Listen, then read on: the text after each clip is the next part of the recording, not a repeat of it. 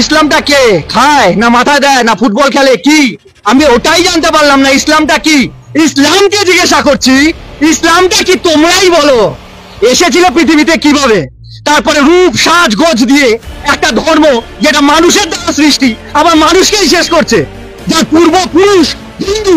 আমরা ইসলাম মুক্ত ভারতবর্ষ করতে চাই। আমাদের আজকে ইসলাম মুক্ত ভারত আমাদের দরকার।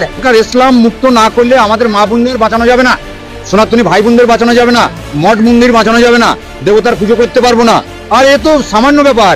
সত্য তেতা দাপরে শয়তান বিনাশ হয়েছে, কলিতে বিনাশ হবে। কলিতে কারা বিনাশ করবে? সাধু সন্ত। সাধু সন্ত বিনাশ করবে, বিনাশকারী সামনে চলে এসছে, ওদের সময় হয়ে এসছে। মমতা ব্যানার্জি হুঁশিয়ার। গোটা ভারতবর্ষে 1 কোটি নাগা সন্ন্যাসী আছে, যেটা আমরা মুঘলের সঙ্গে লড়াই করেছিলাম। সারা বিশ্ব বলছে ইসলাম মুক্ত ভারত। যে ভারত সারা বিশ্বকে পথ দেখাচ্ছে, সেই ভারতকে রক্ষা করতে সারা বিশ্ব দাঁড়িয়ে গেছে। ইসলাম ধর্ম, ইসলাম শব্দের অর্থ কি অনেকেই জানে না।